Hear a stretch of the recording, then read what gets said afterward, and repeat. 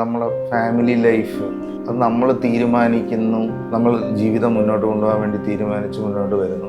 കുറേ പേർ കൂടെ ഉള്ളവർക്കും മടുക്കും. പക്ഷെ ഒരു 75% നമ്മളെ മനസ്സിൽ കണ്ട ഫ്രെയിമും നമ്മുടെ മനസ്സിൽ കണ്ട രൂപവും ഒരിക്കലും പ്രാക്ടിക്കലി ചെല്ലുമ്പോൾ ചിലപ്പോൾ ഉണ്ടാവണമെന്നില്ല. എല്ലാ കാലത്തും സിനിമയിൽ ഇങ്ങനെ ട്രെൻഡുകൾ മാറി മാറി വരും. അപ്പോൾ നമിതയോട് ഈ സബ്ജക്റ്റ് ഞാൻ പറഞ്ഞപ്പോൾ തന്നെ നമിതയ്ക്ക് ഈ കഥാപാത്രത്തെ വളരെ ഇഷ്ടപ്പെടുക. അപ്പോൾ സൗബിനും നേരത്തെ എനിക്ക് പരിചയമുള്ള ആൾ തന്നെയാണ്. അപ്പോൾ അദ്ദേഹത്തിന് ഈ കഥ കേട്ടപ്പോൾ ഞാൻ വിചാരിച്ച അതേ തോട്ട് തന്നെ അദ്ദേഹത്തിൻ്റെ ഉള്ളിൽ വന്നു. ശ്രീനാഥ് ബാസിയായിട്ട് ഒരു സബ്ജക്റ്റ് സംസാരിച്ച് വെച്ചിട്ടുണ്ട്. എനിക്ക് പറയാനുള്ളത് നമ്മൾ ജെന്യൂനായിട്ട് അപ്രോച്ച് ചെയ്യാന്ന് പറയും. സിനിമേനെ നമ്മൾ ജെന്യൂനായിട്ട് അപ്രോച്ച് ചെയ്യുക. സിനിമ എന്ന് പറയുന്നത് ഷൂട്ട് തുടങ്ങി തിയേറ്ററിൽ എത്തുന്നത് വരെയും ചലഞ്ച് തന്നെയാണ്. നമസ്കാരം. നമ്മൾ ഇവിടെ വന്നിരിക്കുന്നത് മച്ചാൻ്റെ മാലാഖയുടെ ഡയറക്ടർ ബോബൻ സാമുവൽ സാറിൻ്റെ കൂടെയാണ്. നമസ്കാരം. Starting off with questions. സാറിന് ഈ ഒരു മൂവി ഡയറക്റ്റ് ചെയ്യാനായിട്ടുള്ളൊരു ഇൻസ്പിറേഷൻ എന്താണ്? ഇൻസ്പിറേഷൻ നമ്മളിപ്പോൾ എപ്പോഴും ഒരു കഥ ആണല്ലോ. എപ്പോഴും ഒരു സിനിമയെ സംബന്ധിച്ചിടത്തോളം ആദ്യം നമ്മളെ അട്രാക്ട് ചെയ്യുന്ന അതിൻ്റെ സബ്ജക്റ്റാണ്. അപ്പോൾ ഇതൊരു നല്ലൊരു സബ്ജക്റ്റാണ്. ഇത് ശരിക്കും ആക്ച്വലി ആബാം മൂവീസ് എൻ്റെ അടുത്ത് വന്ന ഒരു കഥയാണ്. അതായത് ജക്സൺ ആൻ്റണി എന്ന് പറഞ്ഞ ഡയറക്ടർ എൻ്റെ സുഹൃത്ത് തന്നെയാണ്. അദ്ദേഹത്തിൻ്റെ ഒരു സബ്ജക്റ്റ് ഇങ്ങനെ ഒന്ന് കേട്ട് നോക്കണമെന്നും പറഞ്ഞു. ഞാൻ അബാമിന് വേണ്ടി വളരെ കാലമായിട്ട് ഒരു സിനിമ ചെയ്യാൻ വേണ്ടിയിട്ടുള്ള തയ്യാറെടുപ്പില്ല. പല കഥകളും ഇങ്ങനെ സെറ്റായി വരാത്തതുകൊണ്ട് അങ്ങനെ നീണ്ടു പോയിക്കൊണ്ടിരുന്നു. അപ്പോഴാണ് ഈ കഥ കേൾക്കുന്നത്. കഥ കേട്ടപ്പോൾ എനിക്ക് ഒരു പ്രത്യേകത തോന്നി. കുറേ കാലമായിട്ട് നമ്മൾ മലയാളികൾ മിസ് ചെയ്ത് പോയിക്കൊണ്ടിരിക്കുന്ന ഒരു അറ്റ്മോസ്ഫിയറോ അതിൻ്റെ ഒരു അതുപോലത്തെ ഒരു സബ്ജക്റ്റ് വേണം. അപ്പോൾ തീർച്ചയായിട്ടും അത് ചെയ്യണമെന്നുള്ളൊരു ആഗ്രഹം തോന്നി. അങ്ങനെ നോക്കുമ്പോൾ സൗബിൻ ഈ കഥാപാത്രത്തിന് ആപ്റ്റാണെന്ന് തോന്നി. അങ്ങനെ ഞങ്ങൾ സൗബിനോട് ഞാൻ പോയി സബ്ജക്റ്റ് സംസാരിച്ചു. അപ്പോൾ സൗബിനും നേരത്തെ എനിക്ക് പരിചയമുള്ള ആൾ തന്നെയാണ്. അപ്പോൾ അദ്ദേഹത്തിന് ഈ കഥ കേട്ടപ്പോൾ ഞാൻ വിചാരിച്ച അതേ തോട്ട് തന്നെ അദ്ദേഹത്തിൻ്റെ ഉള്ളിൽ വന്നു. വളരെ കാലത്തിന് ശേഷം ഒരു ഫീൽ ഗുഡ് മൂവിയുടെ ഒരു മൂഡ്. അദ്ദേഹവും കുറേ കാലം ആയി അങ്ങനെ ഒരു കഥാപാത്രം ചെയ്തിട്ട്. അപ്പോൾ അങ്ങനെ ഇതെല്ലാവരും കൂടി അങ്ങ് പോസിറ്റീവായി വന്നപ്പോൾ പടം ഓണായി. ഇപ്പം ഈ ഒരു ഫിലിമിലോട്ടെ ഇപ്പം as a director what themes or what story are you trying to convey to the audience? ഓഡിയൻസിനെ കൺവേ ചെയ്യാൻ ഞാൻ ഉദ്ദേശിച്ചതെന്ന് പറഞ്ഞാൽ നമ്മളെ ഫാമിലി ലൈഫ് അത് നമ്മൾ തീരുമാനിക്കുന്നു, നമ്മൾ ജീവിതം മുന്നോട്ട് കൊണ്ടുപോകാൻ വേണ്ടി തീരുമാനിച്ച് മുന്നോട്ട് വരുന്നു. ഇപ്പോൾ ഒരു ഹസ്ബൻഡ് വൈഫ് മാത്രമല്ല ഒരു ഫാമിലി ലൈഫിൽ ഫേസ് ടു ഫേസ് ചെയ്യേണ്ടത്.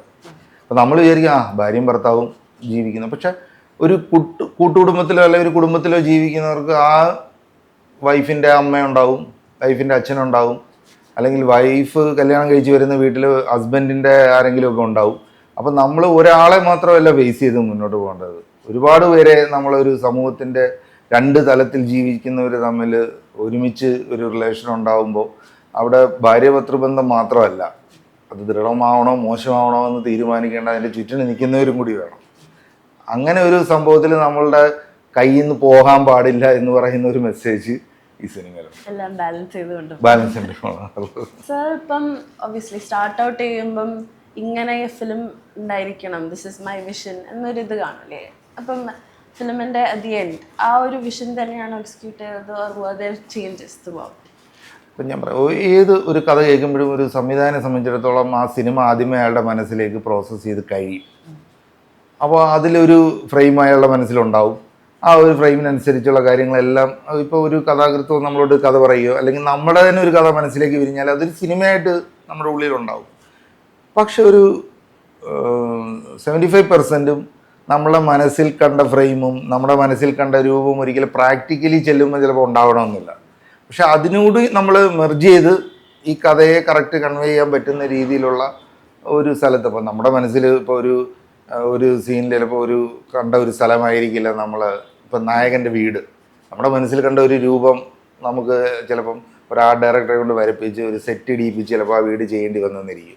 അത് പക്ഷേ ഒരു പക്ഷേ ആ പടത്തിൻ്റെ ബഡ്ജറ്റോ അല്ലെങ്കിൽ മലയാള സിനിമയുടെ ഒരു ഇത് വെച്ചിട്ട് നമുക്ക് അങ്ങനെ ചെയ്യാൻ പറ്റണമെന്നില്ല. അപ്പോൾ സ്വാഭാവികമായിട്ട് നമ്മൾ ലൊക്കേഷൻ അന്വേഷിച്ച് കിടക്കുമ്പോൾ നമ്മൾ ഇതുപോലെ കുറേയൊക്കെ നമ്മുടെ മനസ്സിലുള്ള ഈ വീട് അന്വേഷിച്ച് പോകും. കുറേ പേർ കൂടെ ഉള്ളവർക്കും മടുക്കും, ഇയാൾക്ക് ഇതൊന്നും ഇഷ്ടപ്പെടുന്നില്ലേ എന്നൊക്കെ ഉള്ളൊരു തോന്നൽ വരും. പിന്നെയും നമ്മൾ അതിനെയൊക്കെ വെച്ചിട്ട് അതുമായിട്ടൊക്കെ നമ്മുടെ മനസ്സിൽ സ്വപ്നം കണ്ട പോലത്തേക്കുള്ള ഏകദേശം ഒരു അറ്റ്മോസ്ഫിയറൊക്കെ നമ്മൾ തപ്പിയെടുത്ത് നമ്മളത് ഓക്കെ പറയുമ്പോൾ പിന്നെ അങ്ങ് ബാക്കി കാര്യങ്ങളൊക്കെ നീങ്ങും. ഇതിനകത്ത് ഇപ്പോൾ മെയിൻ ഒരു ലൊക്കേഷൻ എന്ന് പറഞ്ഞാൽ ഒരു ബസ് സ്റ്റാൻഡാണ്. നമ്മുടെ KSRTC bus stand, 2-3 bus stand. ഈ നായകനൊരു KSRTC കണ്ടക്ടറാണ്. അപ്പോൾ അദ്ദേഹത്തിൻ്റെ ഒരു യാത്രയിലൂടെ ഇതിങ്ങനെ പോകുമ്പോൾ പല അങ്ങനെ ഒന്ന് രണ്ട് നമ്മളിപ്പം KSRTC ബസ് സ്റ്റാൻഡ് നമ്മളിപ്പോൾ ഇന്നും കണ്ടുവരുന്ന സാധാരണക്കാരുടെ ഒരു ജീവിതത്തിൻ്റെ മുഖങ്ങളാണ് ഇതിനകത്ത് പലതും വന്നിട്ടുള്ളത്. സർ, കാസ്റ്റിങ്ങിൻ്റെ കാര്യത്തിലാണെങ്കിൽ സൗബിൻ സാറിന് അറിയാമെന്ന് പറഞ്ഞു. So you felt you was ബാക്കിയുള്ള ക്രൂവിൻ്റെ ക്രൂ എന്ന് പറഞ്ഞാൽ ഇതിലിപ്പോൾ നായിക നമിത പ്രമോദാണ്. അപ്പോൾ നമിത പ്രമോദിന് ആ കഥാപാത്രം വളരെ ആപ്റ്റായിരുന്നു. നമ്മൾ പലരുടെ പേരുകളും വരുമല്ലോ. നമുക്കിപ്പോൾ ഏതൊരു സിനിമ ചെയ്യാൻ തുടങ്ങുമ്പോഴും പല ആർട്ടിസ്റ്റുകളുടെ പേര് വരും. പലരോടും നമ്മൾ ചിലപ്പോൾ സബ്ജക്റ്റ് പറഞ്ഞു തന്നിരിക്കും. ചിലർക്ക് ഈ സബ്ജക്റ്റ് ചെയ്യണമെന്നുണ്ടാവും, ചിലപ്പോൾ അവരുടെ സമയം ശരിയാവില്ല. അങ്ങനെയൊക്കെ പല കാരണങ്ങളും പറയും. അപ്പോൾ നമിതയോട് ഈ സബ്ജക്റ്റ് ഞാൻ പറഞ്ഞപ്പം തന്നെ നമിതയ്ക്ക് ഈ കഥാപാത്രത്തെ വളരെ ഇഷ്ടപ്പെടും. കാരണം നമിത ഇത് ഒരു പല ഡ്യുവൽ പേഴ്സണാലിറ്റി എന്ന് പറയാൻ പറ്റില്ല. എന്നാൽ പോലും ഈ പെണ്ണുങ്ങളുടെ മനസ്സിങ്ങനെ മാറിയും തിരിഞ്ഞും വരുമെന്ന് പറയുന്ന പോലെ ഒരു ഇപ്പം കണ്ട മൂഡിലായിരിക്കില്ല നമ്മൾ. പിന്നെ അതിപ്പം നമ്മളെ വീട്ടിൽ ഭാര്യയായാലും അമ്മയായാലും സഹോദരിയായാലും ഒക്കെ എപ്പോഴും മൂഡ് സ്വിങ്സോ കൂടുതലും ആണുങ്ങളെക്കാൾ പെൺകുട്ടികൾക്കായിരിക്കും കൂടുതലും ഉള്ളത്. അപ്പോൾ അതിനെയൊക്കെ കൂടുതൽ നല്ല രീതിയിൽ തന്നെ മുന്നോട്ട് ചെയ്യാൻ പറ്റി. അത് നമിത ആപ്റ്റായിരുന്നു ആ ക്യാരക്ടറിന്. പിന്നെ ബാക്കിയുള്ള കഥാപാത്രങ്ങൾ എന്ന് പറഞ്ഞാൽ അളിയൻ്റെ ക്യാരക്ടർ ദിലീഷ് പോത്തനാണ്. പിന്നെ ഒരു എല്ലാത്തിനും ആദ്യം മുന്നിട്ടിറങ്ങുന്ന ഒരു സുഹൃത്ത് നമ്മുടെ ജീവിതത്തിലുണ്ടാവും. അതെല്ലാവർക്കും ഉണ്ട്. അപ്പോൾ അങ്ങനെ ഒരു ക്യാരക്ടറുണ്ട് ഇതിനകത്ത്. അത് നമ്മൾ വിനീത് തട്ടിലാണ് ചെയ്യുന്നത്. അങ്ങനെ കുറച്ച് ക്യാരക്ടേഴ്സ്. പിന്നെ ശാന്തി കൃഷ്ണ ചേച്ചിയുണ്ട്. അത് നമ്മൾ നമിതയുടെ അമ്മയായിട്ടാണ്. അതാണ് ഞാൻ നേരത്തെ പറഞ്ഞു, കുടുംബ ബന്ധങ്ങളിൽ ഹസ്ബൻഡ് വൈഫ് കല്യാണം കഴിച്ച് കഴിഞ്ഞാൽ അവർ ഫേസ് ചെയ്യുന്ന കുറേ മുഖങ്ങളുണ്ടാവുമല്ലോ ഇവർക്ക് ചുറ്റും. നമ്മൾ ഇന്നലെ വരെയും കാണാത്ത കുറേ അങ്ങനെയുള്ള കുറച്ച് ക്യാരക്ടേഴ്സ് ഉണ്ട് ഇതിനകത്ത്. അതാണിപ്പോൾ ഒരു നായകൻ്റെ സൈഡിൽ നിന്ന് ദിലീഷ് പോത്തനും ഫാമിലിയും, നായികയുടെ സൈഡിൽ ഈ മനോജ് കെയും ശാന്തി കൃഷ്ണ അവർ ഹസ്ബൻഡ് വൈഫാണ്, നമിതയുടെ അച്ഛനും അമ്മയായിട്ട് അഭിനയിക്കുന്നത്. അങ്ങനെ ഓരോ ക്യാരക്ടേഴ്സിനെ പ്ലേസ് ചെയ്തിട്ടുണ്ട്. ഒരു നമ്മുടെ എവറിഡേ ലൈഫ് സ്റ്റോറി നാട്ടിൽ നടക്കുന്നത്. നമ്മുടെ ഇപ്പം നേരത്തെ തന്നെ ഞാൻ ഇപ്പോൾ ഒരു ഇൻ്റർവ്യൂവിൽ ചോദിച്ചു, ഇതെന്തോ വളരെ കാലമായിട്ട് പണ്ടങ്ങാണ്ട് ഉള്ള ഒരു സംഭവം അല്ലെ പഴയ കഥ എന്നൊക്കെ ഉള്ള തോന്നൽ വരാനുള്ള കാര്യമില്ല. കാരണം എന്ന് വെച്ചാൽ ഈ സിനിമയുടെ ഒരു സാധനവും നമ്മൾ സെറ്റ് ഇട്ടിട്ടില്ല. ഇതിനകത്തെ വയലും ഇതിനകത്തെ വീടും എല്ലാം നമുക്ക് ചുറ്റുവട്ടം ഉള്ളത് തന്നെയാണ്. ഇപ്പോഴും അവിടെ ആൾക്കാർ ജീവിച്ചുകൊണ്ടിരിക്കുന്ന ആ ജീവിത ശൈലി മുന്നോട്ട് പൊയ്ക്കൊണ്ടിരിക്കുകയാണ്. നമ്മൾ കുറേ സിറ്റിക്കകത്തുള്ള ആൾക്കാർക്ക് പിന്നെ ഇതാണ് ജീവിതം, ഇത് മാത്രമേ ഉള്ളൂ സിനിമ, അല്ലെങ്കിൽ ഇത് മാത്രമേ സിനിമയിൽ പാടുള്ളൂ നമുക്ക് നിർബന്ധം പിടിക്കാൻ പറ്റില്ല. ഇതിനപ്പുറത്തേക്കൊരു സിനിമയുണ്ട്. സോഷ്യൽ മീഡിയയിലും രാവിലെ മുതൽ സോഷ്യൽ മീഡിയയിൽ ഇരിക്കാത്ത ആൾക്കാരെ ഉണ്ട് നമ്മുടെ നാട്ടിൽ. രാവിലെ ജോലിക്ക് പോയിട്ട് വൈകിട്ട് മാത്രം വന്ന് ചിലപ്പോൾ 1 മണിക്കൂർ 2 മണിക്കൂറോ ഫേസ്ബുക്കിലോ ഇൻസ്റ്റാഗ്രാമിലോ നോക്കുന്ന ആൾക്കാരുണ്ട്. എന്നിട്ട് അവർ നമ്മുടെ ഭൂമിയിൽ ഇല്ലാത്തവരെല്ലാം നമ്മൾ ഒരിക്കലും വിചാരിക്കരുത്. അതുപോലെ തന്നെയാണ് ഇതിനകത്ത് ഒരു സാധനവും നമ്മൾ സെറ്റിട്ടിട്ടില്ല. ഇതിനകത്ത് പിന്നെ നായികയുടെ വീടായാലും നായകൻ്റെ വീടെല്ലാം സാധാരണക്കാരുടെ വീടുകളാണ്. ആ വീടുകളിൽ ഇപ്പോഴും ആൾക്കാർ താമസിക്കുന്നുണ്ട്. ഒരിക്കലും ഇതൊക്കെ പണ്ട് അടച്ചിട്ടിട്ട് പോയ വീടുകളൊന്നുമല്ല. അപ്പോൾ നമുക്ക് ചുറ്റിനും ഇവരെല്ലാവരും ഉണ്ട്. നമുക്ക് ചുറ്റിനും നമ്മളവരെ ശ്രദ്ധിക്കാത്തത് കൊണ്ടാണ്. നമ്മൾ നമ്മുടെ ചുറ്റിനും നമ്മളെ ലോകത്തും നമ്മളെ മൊബൈലിലും മാത്രം ജീവിച്ചു പോവാണ്.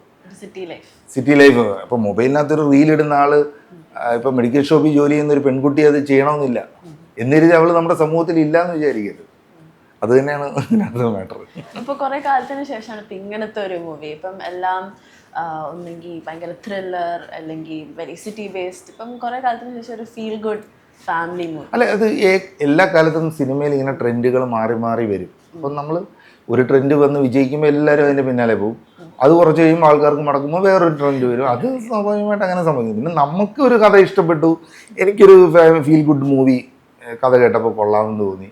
അത് ഇപ്പോഴത്തെ ജനറേഷൻ ഇഷ്ടപ്പെടുമോന്നോ അല്ലെങ്കിൽ ഇപ്പോഴത്തെ ട്രെൻഡാണെന്നോ അതോ ഇനി നാളെ ട്രെൻഡാകുമോ ഒന്നും എനിക്ക് അറിഞ്ഞുകൂടാ. എനിക്കിഷ്ടപ്പെട്ടു, കഥ കൊള്ളാം, എൻ്റെ നായകനോട് പറഞ്ഞു അയാൾക്ക് ഇഷ്ടപ്പെട്ടു, നായികയോട് പറഞ്ഞു അവർക്കും ഇഷ്ടപ്പെട്ടു. പിന്നെ എന്തുകൊണ്ടൊരു സിനിമ ആയിക്കൂടാ, അങ്ങനെ സിനിമ ചെയ്താണ്.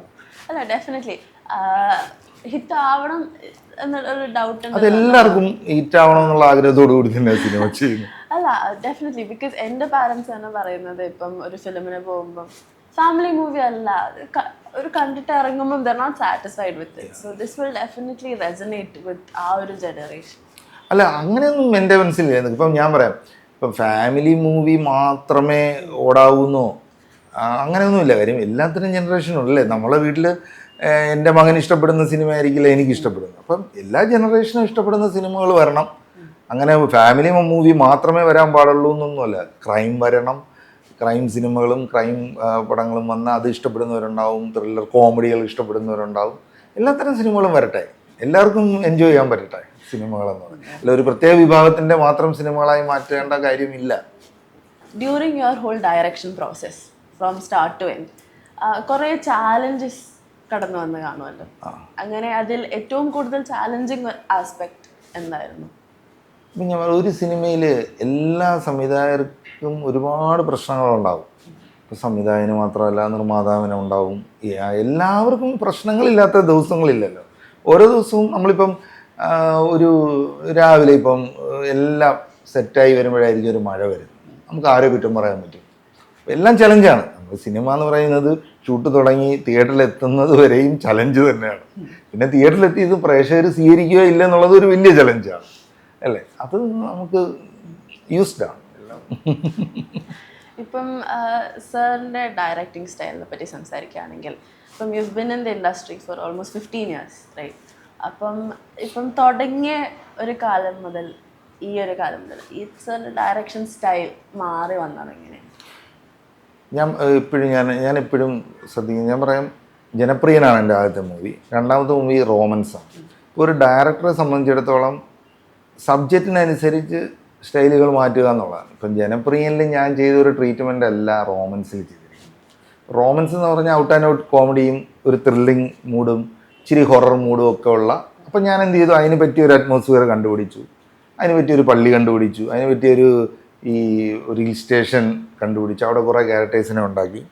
ആ കഥയ്ക്ക് നമ്മൾ ഒരു മിസ്റ്ററി ഉണ്ടായിരുന്നു. ആ മിസ്റ്ററിക്ക് മൂഡിനനുസരിച്ച് നമ്മൾ ആ സിനിമ ചെയ്തു. ജനപ്രിയം ചെയ്തു കഴിഞ്ഞൊരു സാധാരണക്കാരൻ തൊടുപുഴക്കാരൻ ജോലിക്ക് വരുന്നതും അവൻ അവസാനം എങ്ങനെയും തിരിഞ്ഞ് സിനിമയിൽ വരുന്ന ഒരു സംഭവമായിട്ടാണ്. അപ്പം അതിൻ്റെ ട്രീറ്റ്മെൻറ്റ് വേറെ ആയിരുന്നു.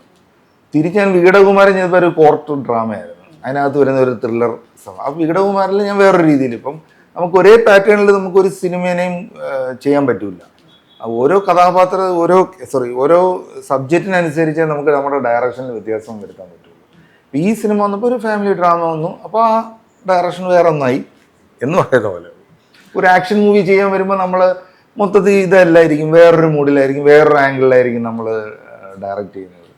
സബ്ജക്റ്റിനെ ബേസ് ചെയ്തിരിക്കും. ഇപ്പം സാറിന് 15 years experience in the film industry. ഇപ്പം കുറേ ബഡിങ് ഡയറക്ടേഴ്സ് ഒക്കെ വരുന്നുണ്ടല്ലോ. സാറിൻ്റെ അഡ്വൈസ് എന്താ? വരട്ടെന്നേ, എല്ലാ ജനറേഷനിലെയും ആൾക്കാർ വരട്ടെ. നമുക്ക് സന്തോഷമല്ലേ. ഇപ്പം ഞാൻ പറയാം, എൻ്റെ ചിന്തകളായിരിക്കില്ല ഇപ്പം അടുത്തൊരു ജനറേഷൻ്റെ ചിന്ത എന്ന് പറയുന്നത്. എന്ന് കരുതി അവരുടെ ചിന്ത മോശമാണെന്ന് ഞാൻ പറയാൻ പാടില്ല. അവർക്ക് ഒരു സ്റ്റെപ്പിംഗ് സ്റ്റോൺ ആയിട്ട് സർ ഒരു അഡ്വൈസ് എന്താണ്? അവർക്ക് അതിൻ്റെ ആവശ്യം എന്താ? അവർക്ക് ഒരു ആവശ്യമില്ല. അവർക്ക് ഇപ്പം ഈ പറയുന്ന പോലെ ഇന്നത്തെ ജനറേഷനെ സംബന്ധിച്ചിടത്തോളം അവരുടെ കൈക്കുള്ളിലെല്ലാം ഉണ്ട് അല്ലേ. അവർക്ക് ഇത്രയേ ഉള്ളൂ. എനിക്ക് പറയാനുള്ളത് നമ്മൾ ജെന്യൂനായിട്ട് അപ്രോച്ച് ചെയ്യുക എന്ന് പറയും. സിനിമേനെ നമ്മൾ ജെന്യൂനായിട്ട് അപ്രോച്ച് ചെയ്യുക, അല്ലാണ്ട് ഒന്നിനും വേണ്ടിയിട്ടാവാതെ സിനിമയ്ക്ക് വേണ്ടിയിട്ട് നിലകൊള്ളുക എന്ന് മാത്രമേ എനിക്ക് പറഞ്ഞു കൊടുക്കുക. ആ ഒരു പാഷൻ വെച്ച് മുന്നോട്ട്. അപ്പം സർ ഈ ഒരു പ്രൊജക്റ്റ് കഴിഞ്ഞു, so what's next page? Next ഒന്ന് രണ്ട് സബ്ജക്റ്റുകളൊക്കെ ഇങ്ങനെ കേൾക്കുന്നുണ്ട്. പിന്നെ ശ്രീനാഥ് ബാസിയായിട്ട് ഒരു സബ്ജക്റ്റ് സംസാരിച്ച് വെച്ചിട്ടുണ്ട്. അപ്പം അങ്ങനെ ഓരോ കാര്യങ്ങളൊക്കെ പൊയ്ക്കൊണ്ടിരിക്കുന്നു. സിനിമയല്ലേ, എല്ലാം ഈ പറയുന്ന പോലെ ഷൂട്ട് തുടങ്ങിയാൽ മാത്രമേ ഷൂട്ട് തുടങ്ങിയെന്ന് പറയാൻ പറ്റൂ. അല്ലാതെ നമുക്ക് ഇരുന്നുകൊണ്ട് ഇനി അടുത്തൊരു 5 പ്രോജക്റ്റ് ഉണ്ട്, 10 പ്രോജക്റ്റ് ഉണ്ടെന്ന് നമുക്ക് ചുമ്മാ പറഞ്ഞുകൊണ്ടിരുന്നിട്ട് കാര്യമില്ല. നടക്കട്ടെ വരും. സാറിന് ഈ ഫിലിം മച്ചാൻ്റെ മാലാഖ, ഇതിനെപ്പറ്റി പ്രേക്ഷകരോട് എന്താണ് സാറിന് പറയാനുള്ളത്? പ്രേക്ഷകരോട് പറയാനുള്ളത്, ഒരു കുടുംബമായി എല്ലാ തരം ആൾക്കാർക്കും വന്നിരുന്ന് കാണാൻ പറ്റുന്ന ഒരു സിനിമയാണ്, ഒരു ഫാമിലി ഡ്രാമയാണ്, ഒരു കുഞ്ഞു സിനിമയാണ് മച്ചാൻ്റെ മാലാഖ. ആ കാര്യത്തിൽ ഞാൻ ഉറപ്പ് പറയുന്നു. എല്ലാവരും എൻജോയ് ചെയ്യാൻ പറ്റുന്ന ഒരു സിനിമ. ഈ വരുന്ന ഫെബ്രുവരി 27 തീർച്ചയായിട്ടും എല്ലാവരും വന്ന് തിയേറ്ററിൽ വന്ന് ഈ സിനിമ കാണുക, വിജയിപ്പിക്കുക. Thank you sir.